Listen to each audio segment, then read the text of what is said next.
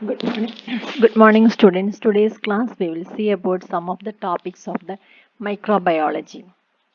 When I took the class for the physiology, the same thing. It's not a substitute for the substitute for your regular microbiology class, just to enhance your knowledge or clear your doubts in some of the topics. So we'll see the first topic is the infection. Infection, it is the invasion of the body tissue by microorganisms and their growth there. Such microorganism is called an infectious agent. If microorganisms produce no evidence of infection, then we call it as an asymptomatic or subclinical. A detectable alteration in normal tissue function, we call it as a disease. Infection is the invasion and multiplication of microorganisms such as bacteria, virus, and parasites that are not normally present within the body. Infection and immunity involve interaction between the animal body, that is the host, and the infecting microorganism. Based on their relationship into the host, the microorganism can be classified as saprophytes and parasites. Saprophytes are free-living microbes that subsist on dead or decaying organic matter. They are found in soil and water and play an important role in degradation of organic materials in nature. They are generally incapable of multiplying on living tissue and therefore of little relevance in infectious disease. Exceptionally, however, some macrophytes like B substales may infect devitalized hosts whose natural resistance is greatly reduced, that is known as opportunistic infections. Parasites are the microbes that can establish themselves and multiply in the host. Parasitic microbes may be either pathogens or commensals. Pathogens are microorganisms that are capable of producing disease in the host. Commensal microbes live in complete harmony with the host without causing any damage to it. That is, the normal microbe bacteria flora of the body consists of largely of the commensals. Classification of the infections. The infections may be classified into various ways. The initial infection with a parasite in a host is termed as primary infection. Subsequent infection by the same parasite in the host are termed as reinfection. When a new parasite sets up an infection in a host whose resistance is lowered by a pre-existing infectious disease, this is termed as secondary infection. That means a patient is already having one infection and the immunity is lowered, so he gets another infection that called as a secondary infection. Focal infections, more appropriately its focal sepsis, indicates a condition where, due to infection or sepsis at the localized sites, such as appendix or tonsils, generalized effects are produced. When a patient is already suffering from a disease, a new infection is set up from another host or another external source, it is termed as cross infection. Cross infections occurs in the hospitals called nosocomial infections. It is derived from a Greek word nosocomion, means hospital. It is hospital acquired infections, HAI, or it can be called as healthcare associated infections, HCAI. The term iatrogenic infection refers to physician-induced infections resulting from investigative, therapeutic, or other procedures. Depending on whether the source of infection is within or outside the host's own body, the infections are classified as endogenous or exogenous respectively. Based on the clinical effects of infections, they may be classified into different varieties. Inapparent infection is one where clinical effects are not evident. The term subclinical infection is also used for this one. Atypical infections is one in which the typical or characteristic clinical feature manifestation of a particular infectious disease are not present. Latent infection is one in which some parasites following infection may remain in the tissue in the latent or hidden form, proliferating and producing clinical disease when the host resistance is lowered. Source of infections. First source is human. The commonest source of infection is human beings. Parasite may originate from a patient or a carrier. A carrier is a person who harbors the pathogenic microorganism without suffering any ill effect or clinical manifestation of it. Several types of carriers has been identified. A healthy carrier is one harbors the pathogen but has never suffered from a disease caused by the pathogen, while a convalescent carrier is one who recovered from the disease and continues to harbor the pathogen in his body. Depending on the duration of the carriage, the carriers are classified into temporary and chronic. A temporary carrier state lasts less than 6 months, while a chronic stage may last for several years, sometimes even for the rest of their life. A term contact carrier is applied to a person who acquires a pathogen from a patient, while the term paradoxical carrier refers to a carrier who acquires a pathogen from another carrier. Incubation period is the time between exposure to an infectious agent and development of symptoms. Different infectious agents have different incubation period. For example, the incubation period for HIV can be few months to many years. For the common cold virus, symptoms usually appear 1 to 2 days after the exposure. Second, second source of infection is animals. Many pathogens are able to infect both human and animals. Animals may therefore act as a source of human infection. In some instances, the infections in the animals may be asymptomatic. Such animals serve to maintain the parasite in the nature and act as a reservoir of human infection. Therefore, they are called reservoir hosts. Infectious disease transmitted from animals to human beings are called zoonosis. Zoonotic disease may be bacterial like plague from rats, viral rabies from dogs, protozoal toxoplasmosis from cats, helminthic the hereditary disease from the dogs, or fungal zoonophilic dermophytes from cats and dogs. Third source of infection is the insects. Blood-sucking insects may transmit pathogens to human beings. The diseases are called anthropoid-borne disease. Insects and mosquitoes, ticks, mites, flies, fleas, and lice that transmit infections are called vectors. Transmission may be mechanical, for example, transmission of dysentery or typhoid bacilli from domestic fly. Such vectors are called mechanical vectors. In other instances, the pathogens multiply in the body of the vector, often undergoing a part of its development cycle in it. Such vectors are termed as biological vectors, for example, Aedes mosquito in yellow fever, Anopheles mosquito in malaria. Biological vectors transmit infection only after pathogen has multiplied in them sufficiently or undergone a developmental cycle. The interval between the entry of the pathogen into a vector and vector becoming infective is called as extrinsic incubation period. The fourth source of infection is soil and water. Some pathogens can survive in soil for many long periods. Spores of tetanus bacilli may remain viable in the soil for several decades and serve as a source of infection. Fungi and parasites such as roundworm and hookworm survive in the soil because of the human infection. Water may act as a source of infection either due to contamination with pathogenic microorganisms or due to presence of aquatic vectors like cyclops and guinea worm infection. Food. Contaminated food may act as a source of infection. Presence of pathogens in the food may be due to external contamination, that is food poisoning by staphylococcus, or pre-existing infection in the meat or other animal products. Methods of transmission of infection. First, by contact. Infection may be acquired by contact, which may be direct or indirect. Sexually transmitted disease such as syphilis, gonorrhea, illustrates spread by direct contact. The term contagious disease had been used for the disease transmitted by the direct contact, distinct from infectious disease, signifying all other modes of transmission.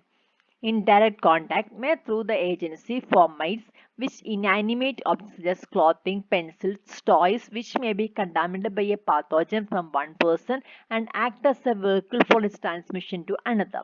Pencils shared by school children may act as a fomites in the transmission of diphtheria and face towels in trachoma.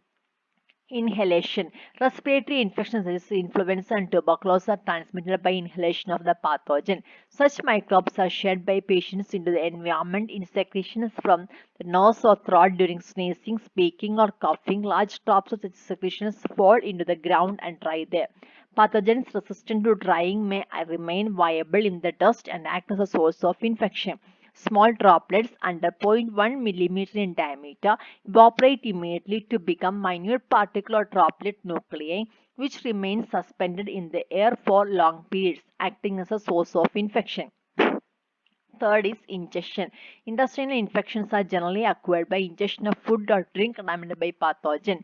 Infections transmitted by ingestion may be waterborne, foodborne, or handborne.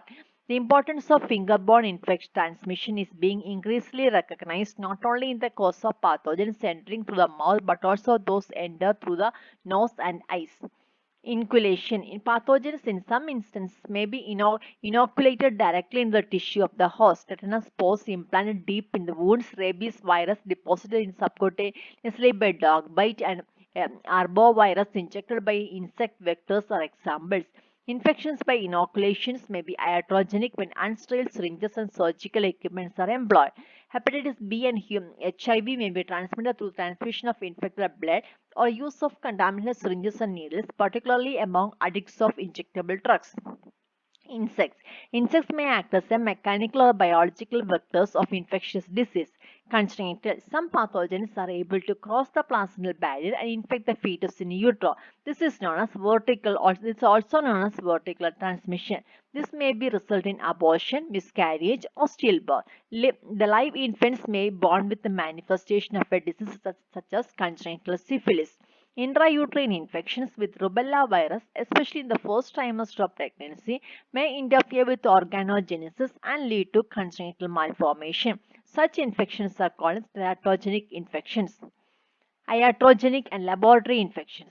Infections may be transmitted during the administration of injections, lumbar puncture, and catheterization if meticulous care in asepsis is lacking. Modern methods treatments such as exchange transfusion, dialysis, and organ transplant surgery have increased the possibilities of iatrogenic infections. Laboratory personnel handling infectious material are risk and special care should be taken to prevent laboratory infections. The outcome of an infection will depend upon interaction between microbial factors and which predispose to pathogenicity and the host factors which contribute to the resistance. Factors predisposing to microbial pathogenicity.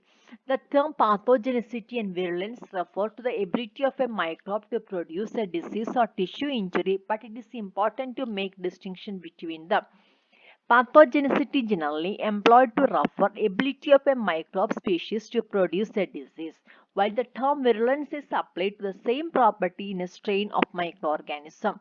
Virulence is ability to produce disease. Communicable disease and illness due to a specific infectious agent that arises through transmission of an agent from an infected person, animal, or inanimate reservoir to susceptible host. Pathogen or causative agent is a biological agent or organism capable of causing a disease. These include bacteria, virus, fungi, protozoa. Sometimes they are collectively referred as germs. Pathogenicity is the ability to produce disease. A true pathogen causes disease or infection in a healthy individual. An opportunistic pathogen causes disease only in a susceptible individual. Infectious disease are major cause of death worldwide. The control of spread of microorganisms and protection of people from communicable disease and infections are carried out international, national, state, community and individual level. WHO is the major regulatory agency in the international level. At the state level, state health departments track the epidemics and illnesses reports are made throughout the area. Causative agents, organisms, and other names for include pathogen, infectious agent, etiological agent. Pathogens cause infections are microorganisms, bacteria, virus, fungi, protozoa, and we call it as germs, are very common in environment and most of them are harmless even beneficial to people. Creating an environment with no microorganisms is not realistic goal outside of highly specialized laboratories. Most pathogens require an infectious dose to cause a disease, that is, usually takes thousands to cause a disease, not just one or two.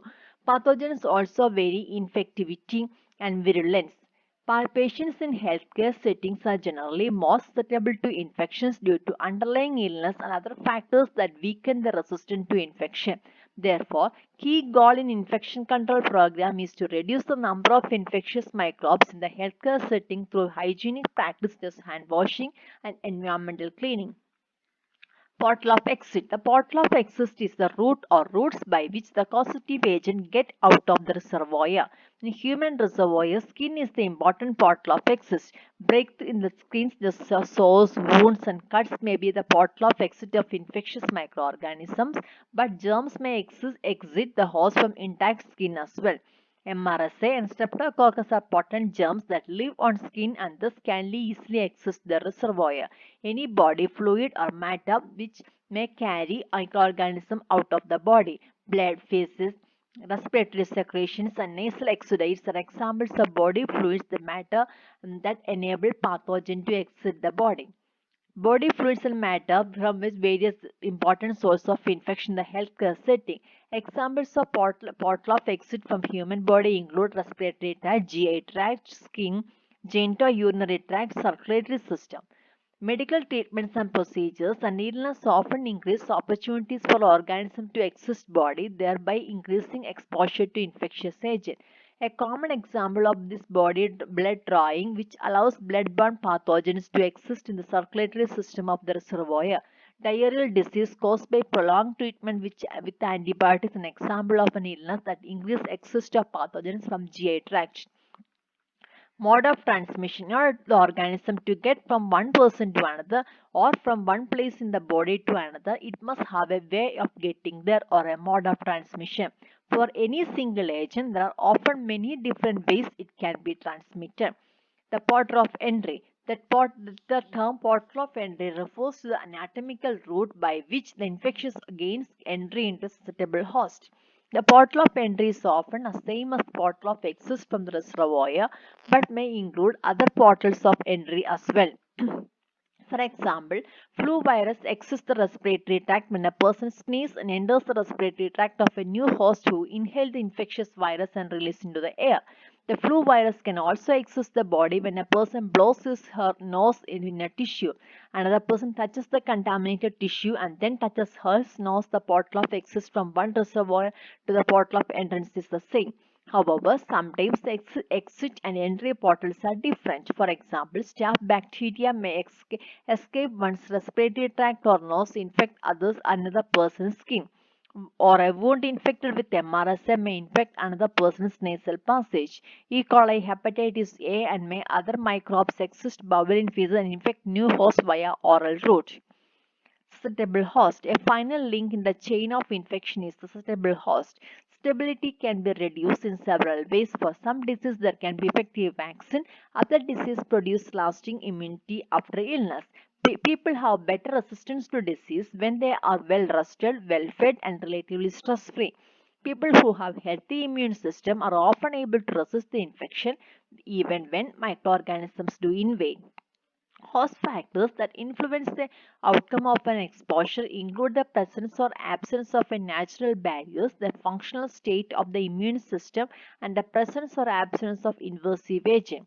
The cause of infection, so the incubation period, prodromal stage, illness stage, and convalescent stage. Incubation period interval between entrance of pathogen into the body and appearance of the first symptom. Prodromal stage interval from the first onset of non-specific signs and symptoms to more specific signs and symptoms. Microorganism grows and patient is more capable of spreading the disease to others. Illness stage period where the patient manifests signs and symptoms specific to the type of infection. Example, common cold manifested by sore throat, rhinitis, sinus congestion. Convalescent stage interval between disappearance of acute symptoms of an infection to a complete recovery. It may take several days to months. Risk factors of infection include broken skin mucosa, traumatized tissue, decreased ciliary action, altered peristalsis, obstructed urine flow, change in pH of secretions, reduced hemoglobin levels, suppression of WBC, suppressed inflammatory response, thinner dermal and epidermal layer of the skin, decreased sweat and skin elasticity, circulatory or congestive heart disease, reduced elasticity of veins, blood pooling in lower extremity, dehydration, loss of saliva production, loss of ability to secrete HCl in stomach, protein and calorie malnutrition, vitamin deficiency, drug therapy like corticosteroid, cytotoxic drugs, exposure to nosocomial infection, breaking the chain of infection. First one is control or elimination of the infectious agent. Proper hand washing with soap and water. Disinfect the articles used for the patient. Sterilization of contaminated objects. Sterilization and disinfection of physical process involving the use of heat, radiation, chemical process. Bathing with soap and water to remove secretions, drainage and perspiration. Frequent change of dressing, proper disposal of waste and contaminated articles, disposal of contaminated needles and syringes in moist, resistant, puncture-proof containers, keep the patient bedside unit and clean. Bottled solutions should be placed in the tight caps as per instructions. Control of bottle of excess. Practice aseptic precautions like avoid talking directly into another person's face to prevent droplet infection. Wearing of mask important once the nurse herself has the infection or deals with the patient suffering from infections. Careful handling of waste like urine, feces, emesis, and blood is important. Disposable gloves should be worn to prevent direct contact with the waste or infected materials. Control of transmission of infection. Discourage sharing bedpan, urinals, basins. Use individual thermometer for the patients. Damp dusting should be done to prevent scattering of dust in the air.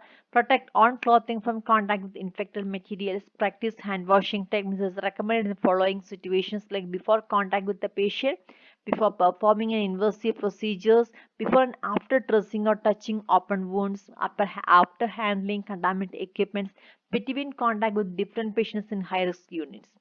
Control of portal of entry, maintain integrity of skin and mucous membrane, proper positioning of the tubing prevent injuries and skin breakdown, regular skincare essential with the application of lubricants, turning and positioning of debilitated patients will help to prevent the skin breakdown, ensure the personal hygiene of the patients regularly, dispose contaminated syringes and needles to prevent accidental injuries to hospital personnel as well as patient.